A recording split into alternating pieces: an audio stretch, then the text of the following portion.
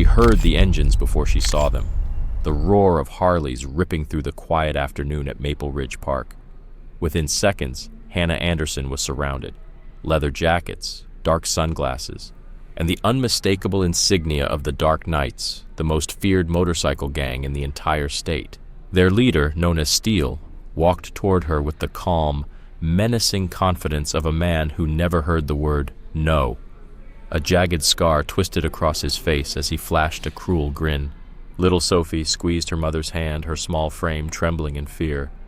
But what these men didn't know, what they couldn't possibly imagine, was that behind Hannah's calm, gentle exterior was one of the deadliest Marine snipers of the last decade.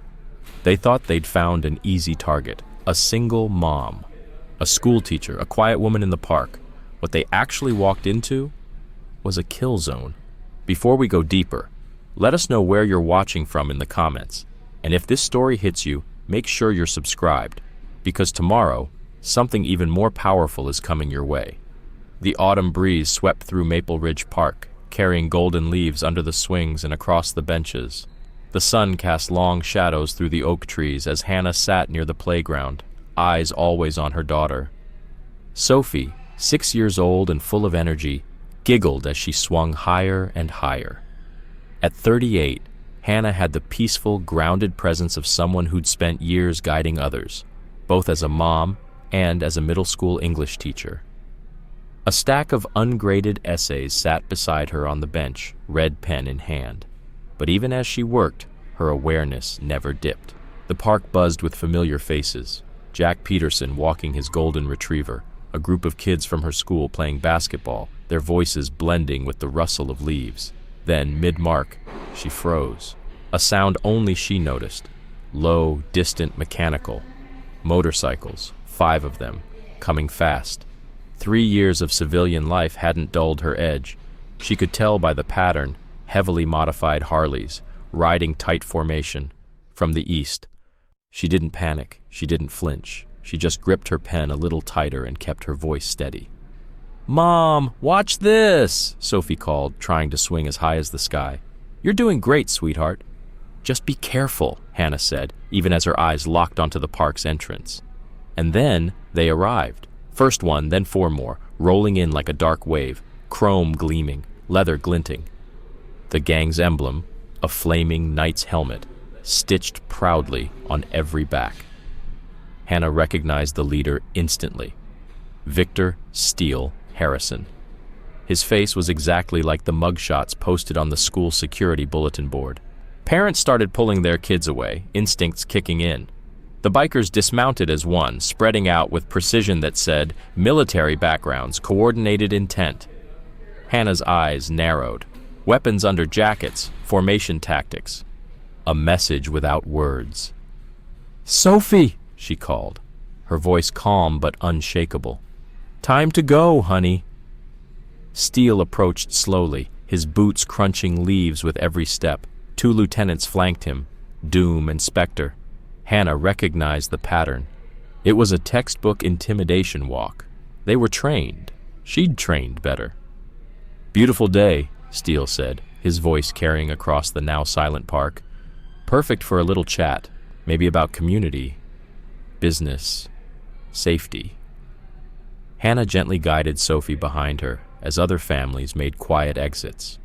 Jack Peterson froze by the path, his hand inching toward his phone. She met his eyes and gave a slight shake of her head. "Not yet." "We were just leaving," Hannah said, her voice as firm and composed as when she controlled a rowdy classroom. Steele's grin widened, flashing a gold tooth. "That's a shame," he said. "We came a long way to talk about Eagle Point. You know, its future. Its protection." He glanced around the emptying park. "Accidents happen." Sophie clung tighter to her mother's side as Doom and Spectre moved to block the path to the lot. Hannah didn't blink. Her mind was already years ahead, mapping angles, calculating wind, locating exits, cataloging every threat. What they didn't know was that she hadn't just read The Art of War. She'd lived it, and she was about to remind the Dark Knights why you never judge a book by its cover. 3 years of teaching middle school hadn't dulled 20 years of Marine Corps instincts. Hannah didn't need to see the weapon. She knew it was there. Steele's hand kept drifting toward his jacket. From the bulge and weight, she guessed a .45, maybe a Colt. Concealed, but not invisible. "The police handle protection in Eagle Point," she said calmly, watching his every twitch. "Chief Anderson runs a tight department." Steele let out a humorless laugh. "Chief Anderson's getting old. Response times are slow, but us?" He took a slow step forward, towering over her with practiced intimidation. "We're always around, always watching, always protecting, for a reasonable monthly fee, of course." Sophie pressed tighter against her mother's leg. Hannah didn't flinch. In her mind, she'd already mapped 7 ways to eliminate the threat. But each one meant blowing her cover, revealing everything she'd hidden to build a quiet life in this small town. And sometimes, the hardest part about being a trained killer is choosing not to kill. "How much?" she asked, buying time, eyes tracking Doom and Spectre as they moved into flanking positions. Steele smirked. "For you?" He pretended to think it over. "Let's say $2,000 a month. We'll call it an educational discount." His smile darkened. "First payment due tomorrow, then the first of every month." "That's more than half my salary," Hannah said evenly, her voice calm as her body subtly shifted into position. "Better than paying hospital bills," Doom muttered as he crept closer. "Kids get hurt all the time, broken swings, busy streets, no one watching them walk home." And just like that, something in Hannah changed. The calm exterior remained, but inside, the ice returned. The ice she thought she'd buried. They hadn't just threatened her, they'd threatened her daughter. And that was a line you never crossed. "Think it over," Steele said, mistaking her silence for fear. "You've got until tomorrow. And, Hannah?" His voice dropped low. "Don't go running to Chief Anderson. If cops get involved, price goes way up." With that, the bikers backed off, their message delivered. Steele lingered, tossing one last look over his shoulder. Calculated, cold. "Remember, this was the friendly visit," he said. "Next one won't be." Their engines roared to life again, shattering the stillness as they peeled away. Hannah held Sophie close, watching until the last bike disappeared around the corner. Parents began to emerge from behind trees, benches, and bushes. Relief and fear etched into their faces. Jack Peterson approached, phone still in hand. "Hannah, I'm calling the chief." "Not yet," she interrupted. Her voice was calm, but her mind was racing. She hadn't come to Eagle Point to start a war. She came to give Sophie a life away from that world. But now, her past might be the only thing that could save them. "Give me 24 hours. Sophie looked up, eyes wet with fear. "Mom, are the bad men coming back?" Hannah dropped to one knee, brushing away her daughter's tears with hands that once assembled sniper rifles in the dead of night. "Don't worry, sweetie," she said with a soft smile. "Mom's going to take care of everything." She meant it. Even as her mind calculated distances, exits, approach vectors, the Dark Knights had made a terrible mistake, and they didn't even know it yet. The afternoon sun dipped lower, shadows stretching long across Maple Ridge Park. Hannah gathered their things, every movement calm, deliberate, though her pulse still pounded. She had 24 hours before they returned. 24 hours to figure out how to protect the life she'd built without becoming the woman she used to be. As they walked to the car, her eyes locked on a motorcycle parked across the street, rider still seated, mirrored sunglasses, watching. Surveillance had already started. The Dark Knights were marking territory. They thought they were the hunters, but by this time tomorrow, they'd realize they were prey. Hannah took the long way home, her route unpredictable, her eyes constantly sweeping the rearview mirror. 3 watchers, sloppy, 2 on bikes, 1 in a black pickup. They were trying to be discreet. She spotted them all. Sophie sat quietly in the back, clutching her backpack. "Mom, why were those men so scary?" Hannah kept her voice even as she made another turn to throw off their tail. "Some people think being scary makes them powerful," she said. "But real strength? That comes from protecting others, not threatening them." Their 2-story home sat quietly on the corner. the exact spot she'd chosen 3 years ago for its sightlines, escape routes, and open space. She pulled into the garage, keeping everything casual. Once the door was shut and locked, her posture shifted. The mask dropped, only slightly. "Homework first, then dinner?" Sophie asked, already pulling out her math worksheet. "That's my girl," Hannah said, smiling as she squeezed her daughter's hand. The same hand that had once squeezed the trigger from rooftops across the world. Hannah gently placed a hand on Sophie's shoulder.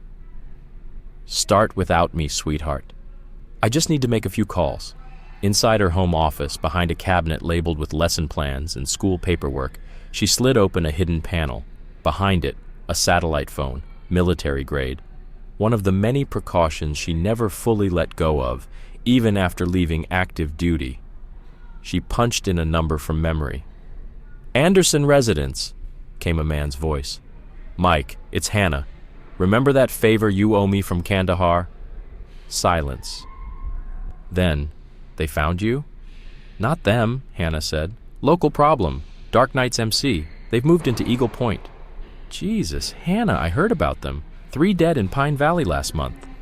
Police wrote it off as accidents. "They're escalating," she replied, her jaw tightening. "They've started running protection rackets. Families, small businesses. Tried recruiting at the high school last week." "What do you need?" "Intel. Operations, connections, vulnerabilities, then maybe some old gear if it comes to that. Give me 12 hours. And Hannah, be careful. These guys aren't just weekend warriors. Word is, they've got ex-military contractors backing them, using gangs to destabilize towns for land grabs." The call ended. Hannah checked her home security feed, standard-looking cameras, but with embedded military-grade surveillance tech. The black pickup had rolled past twice in the last hour. Sloppy intimidation. Obvious. Her burner phone buzzed. A text. Date. Claire Ashworth. Heard about the park. Need to talk. Peterson's Diner. 7 p.m. Claire was one of the few good cops left, still investigating the Dark Knights despite pressure to let it go. Hannah tapped out a quick reply. Copy. Usual booth. The next hour passed like any other on the surface, helping Sophie with her math homework, prepping dinner, talking about school, normal life, but beneath the smile, her brain never stopped working, running tactical drills in the background, options, angles, timelines. At 6:45, Mrs. Chen arrived, elderly, sweet, but no ordinary neighbor. Once part of military intelligence during Vietnam, the woman had sharper instincts than most rookies. She'd been placed in Hannah's life with purpose, and kept there by trust. "Any allergies?" Mrs. Chen asked, the old code hiding in plain sight. "No allergies," Hannah replied, then added with a look, "She shouldn't have any visitors tonight, not even ones claiming to be friends." The neon sign of Peterson's Diner cast red and blue streaks across wet pavement as Hannah slipped inside. Claire was already in their booth, seated with her back to the wall, eyes on every exit. Good habits never die. "You look tired," Hannah said as she slid into the seat. Claire handed her a cup of coffee. 3 weeks of surveillance, all blown. The Dark Knights are getting inside help. Someone in the department's feeding them intel. She leaned in, voice low but tense. The park wasn't just about money. It was a message. "We've got 5 missing girls from nearby counties, all last seen near Dark Knight territory. Each family was approached for protection first." Hannah's fingers tightened slightly around the coffee mug. Her mind logged the details, connecting them to the wider tactical picture. "They're not just expanding," she said. "They're creating a network, a pattern. Establish control in small towns, turn them into staging areas. My CI says something big is coming. End of the week. Major players arriving from out of state." Claire's tone grew urgent. "Hannah, be careful. This group, they're connected. Organized and dirty. The last cop who got too close, his brakes failed. Mountain Pass." A motorcycle engine rumbled outside, one of the gang's scouts. Hannah clocked the rider instantly. Fang, former military. Dishonorably discharged for excessive force in Iraq. "They'll be back tomorrow," Hannah said calmly. "They'll expect payment." "Let me put a unit on your house," Claire said quickly, "just as backup." "No." Hannah's voice was quiet but final. "I don't need protection, Claire. They do." Claire studied her across the table. "There's more to you than Eagle Point knows, isn't there?" Hannah offered a faint smile. "Sometimes the safest place to hide is in plain sight." More motorcycles rolled past, deliberate, loud, another show of force, territory marking. The Dark Knights were sending a clear message. "I should get back to Sophie," Hannah said, rising and placing cash on the table. "Be careful, Claire. These guys, they're not amateurs. Someone trained them." Claire looked up concerned. "You sound awfully sure." "Let's just say," Hannah paused at the door, "I recognize the signs. And Claire, if things go sideways, you never saw me tonight." The drive home took longer. Hannah didn't take chances. Multiple detours, tight turns. She clocked 3 more watchers, a pickup, 2 bikers, trying to shadow her through town. Their techniques were crude. Her counter-surveillance was not. By the time she got home, Sophie was asleep. Mrs. Chen gave a subtle nod. No disturbances. Hannah double-checked every entry point, every motion sensor. Only once the house was locked down did she allow the weight of the evening to settle. Then quietly she descended into the basement. Behind boxes of school supplies and holiday lights, she opened a wall panel and reached for something she'd hoped to never see again. A black case, steel-reinforced, coated lock, click.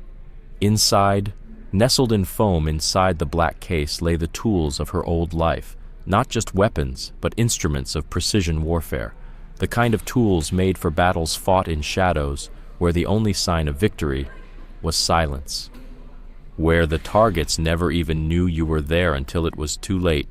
Preparing this story took us a lot of time, so if you're enjoying it, hit that subscribe button. It means the world to us. Now back to the story. Her phone buzzed. A text from Mike. Intel incoming, but Hannah, there's something bigger. These guys have federal connections. Someone's pulling strings. She closed the case. Her decision was made. She didn't come to Eagle Point to fight another war. She came to build a new life, to raise her daughter in peace. But now, that past she'd tried so hard to leave behind might be the only thing keeping Sophie safe. Tomorrow, the Dark Knights would return, expecting a frightened single mother, expecting submission. What they'd find instead was a battlefield. Some targets you don't threaten, and some predators, they're better at hiding in plain sight than anyone ever suspects. Dawn broke over Eagle Point with a cold autumn wind. Hannah had already been up for hours, monitoring the Dark Knights as they moved through town. Their routine was clear now. 3-man teams collecting from the businesses that had already submitted. They were saving her for last. A show of power. Sophie ate breakfast quietly, more aware than most 6-year-olds. "Mom, can I stay with Mrs. Chen again today?" "That's probably a good idea, sweetie." Hannah packed her daughter's lunch as a black motorcycle passed their house for the second time that morning. "Remember what we practiced?" Sophie nodded. "If I see the bad men, I go to Mrs. Chen's. Through the back gate. Don't stop. Don't look back." "That's my girl." Then Sophie looked up again, eyes wide. "Mom, are you going to hurt them?" Hannah paused, her voice soft but firm. "I'm going to make sure they can't hurt anyone else." After dropping Sophie off, Hannah headed to Eagles Point Middle School. On the surface, just another teacher. But this morning, her bag held more than papers to grade. Mike's intel had arrived after midnight. A full dossier on the Dark Knights. Leadership structure. Operations, weak points, patterns. "Miss Anderson," Principal Roberts stopped her in the hallway. "There were some men asking about you this morning. I told them we don't give out staff information." "Thank you, Jim," she said with a smile. "If they come back, just remember, you never saw me today." She left her car parked in the school lot, a decoy, and rode home by bicycle using alternate routes. noting every surveillance point they'd set. 4 men on her house, 2 more on school routes, amateur-level tracking. She'd seen far worse in Kandahar. Her burner buzzed again. Mike Collins. Sat feed shows 12 bikes en route. Steele's leading personally. They're not just collecting. They're making an example. Perfect. Hannah's property was ready. Tiny cameras hidden in garden lights and bird feeders transmitted live footage to her phone. She had complete situational awareness. Every approach, every angle, every threat. And then she heard it. The thunder of engines. 12 bikes, chrome gleaming, steel in front, Doom and Spectre flanking him like shadows. The rest fanned out, forming a perimeter with practiced efficiency. Through her feeds, she watched Steele approach her door. "Miss Anderson," he called, his voice dripping with fake politeness. "Time for our business discussion." She opened the door before he could knock, her smile as calm as if she were greeting a student's parent. "Mr. Harrison," she said, using his real name. "I was expecting you." His scarred face twitched. The name surprised him. 2,000. Cash only, he said, his voice turning cold. "That's not going to happen." She didn't raise her voice, didn't blink, but she shifted her stance ever so slightly. It was enough. "You're going to leave Eagle Point," she continued. "Find easier targets." Doom stepped forward, hand dipping into his vest. Hannah's eyes tracked the motion instantly. 3 years, force recon, she said. Dishonorable discharge for excessive force. Right knee favors from shrapnel damage. James Miller, want me to keep going? He froze. Cold, like she'd punched the air out of him with just his name. Steele's face hardened. "You've been digging. That's not smart." "It's smarter than threatening a Marine's daughter." That stopped them. The name Pine Valley Elementary hit like a brick. Hannah saw the flicker, the recognition. They hadn't expected her to know about the pattern. Military families, single parents, people with security backgrounds, targets who were supposed to stay quiet. "Spectre," Steele barked. "Teach her some manners." But when Spectre lunged, it happened too fast for anyone to follow. 1 second, he was reaching for her. The next, he was on the ground, arm bent in a way no arm should bend, his own knife pressed to his throat. "I could end this now," Hannah said, her voice calm as glass. "But that's not the message I want to send." She stood and stepped back into her doorway. "One chance," she said. "Leave Eagle Point. Don't come back." Steele's face twisted into pure rage. "You just signed your own death warrant." He turned to his men. Burn it all." But as they moved to act, "Want to see what happens next? Make sure you're subscribed and ready, because tomorrow, Hannah Anderson shows the Dark Knights what real consequences look like, and they're nothing like what these men are used to. Let me know if you'd like the final confrontation next, or want to build this into a multi-episode arc. Multiple police cruisers rolled onto the street, lights flashing, timing flawless. Detective Ashworth's quiet surveillance had done the job. The Dark Knights didn't stick around.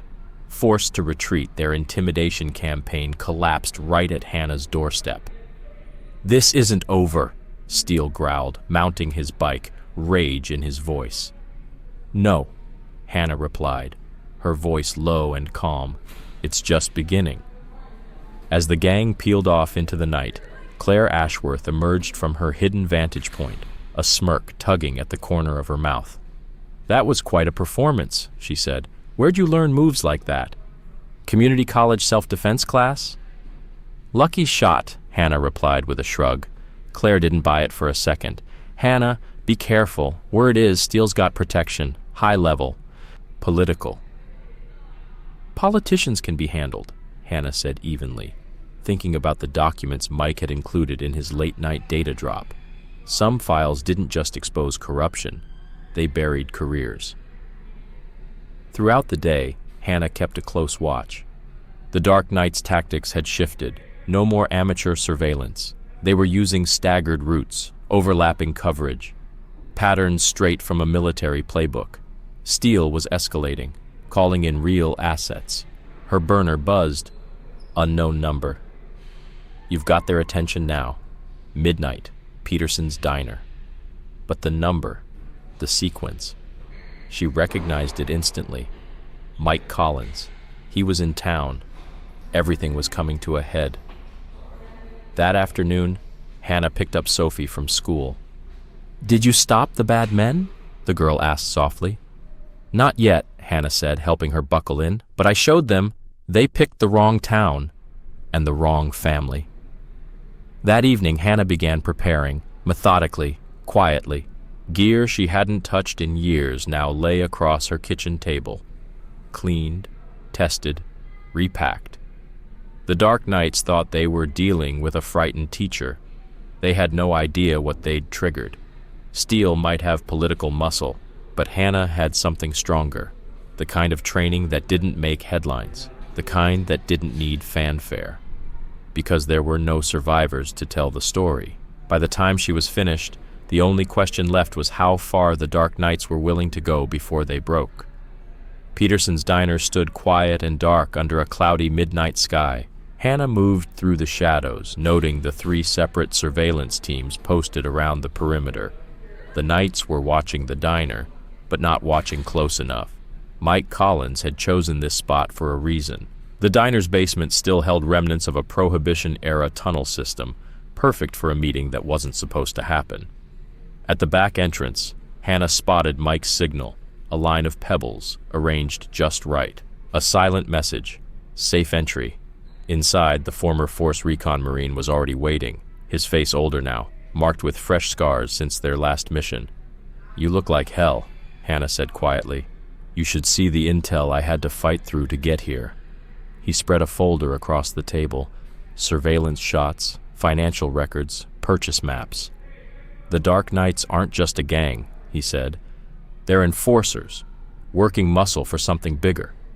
He pointed to the land around Eagle Point, all of it slowly being acquired by shell companies. "Blackstone Development," Hannah murmured. "They're building a corridor, controlling key routes along the state highway system. And Eagle Point," Mike nodded, "sits dead center, perfect hub, perfect cover, perfect leverage." Photos showed men arriving from out of state, high-value targets, former military, private contractors, heavy weapon shipments. "They're bringing in serious firepower," Mike said. "This is about more than intimidation. It's about takeover." Hannah's phone vibrated again, an alert from her home surveillance grid. Dark Knights. In motion. Full force. Multiple targets. "They're starting retaliation," Mike said grimly.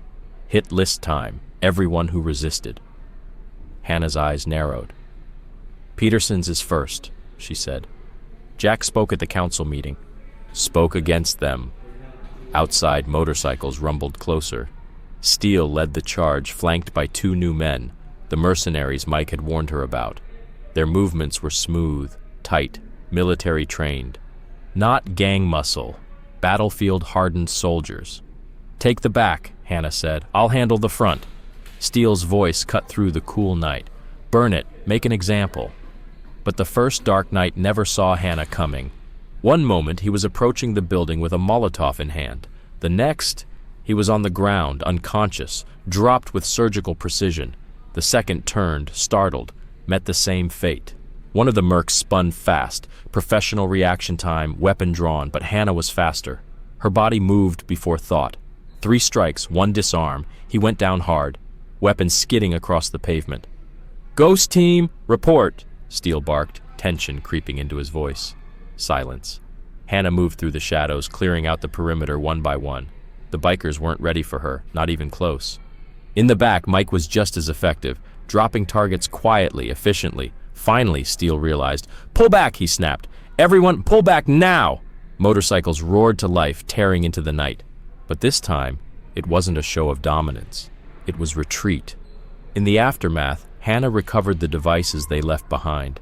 These weren't homemade, they were military-grade incendiaries. Proof of backing, proof of intent. "They'll hit other targets," Mike said, stepping from the shadows. This was just the beginning. Hannah's phone buzzed again. Detective Ashworth. "One word, move." When former Marine covert operative Hannah Anderson chose the quiet town of Eagles Point to start a new life with her daughter, she thought she'd left shadow wars behind. But when a biker gang called the Dark Knights tried extorting local families, including Hannah's, she quickly saw through the facade. This wasn't just a gang, they were muscle for something far more dangerous. With help from trusted allies, including veterans and Detective Claire Ashworth, Hannah uncovered a deeper conspiracy. Blackstone Development, a front for ex-military contractors, was building a private surveillance and control network across the EI country, starting with Eagles Point. Their strategy? Use fear, coercion, and accidents to seize land and silence dissent. Hannah didn't fight back with brute force. She used intelligence, planning, and years of experience in eliminating professional threats. As Blackstone escalated, deploying mercenaries and even military-grade teams, Hannah activated local resistance, ordinary citizens trained to think like warriors. Her daughter Sophie, only 6, became a symbol of that quiet strength, leading evacuations and reminding everyone that bravery often sounds like a child's voice saying, "We practice this." But when Blackstone activated its final fail-safe, a self-erasing surveillance facility hidden beneath the town, Hannah flipped their own systems against them. Using her own secret network and the innocence of Sophie's song, she triggered Protocol Sunlight, a full broadcast of every illegal operation, file, and lie to the world. What was meant to vanish became undeniable truth. Military forces pulled back. Blackstone's leadership fell, and Hannah proved that some battles aren't won by overwhelming firepower, but by exposing darkness to the light. Because sometimes the most dangerous predator isn't the one with the biggest weapons. It's the one who knows how to make the shadows destroy themselves.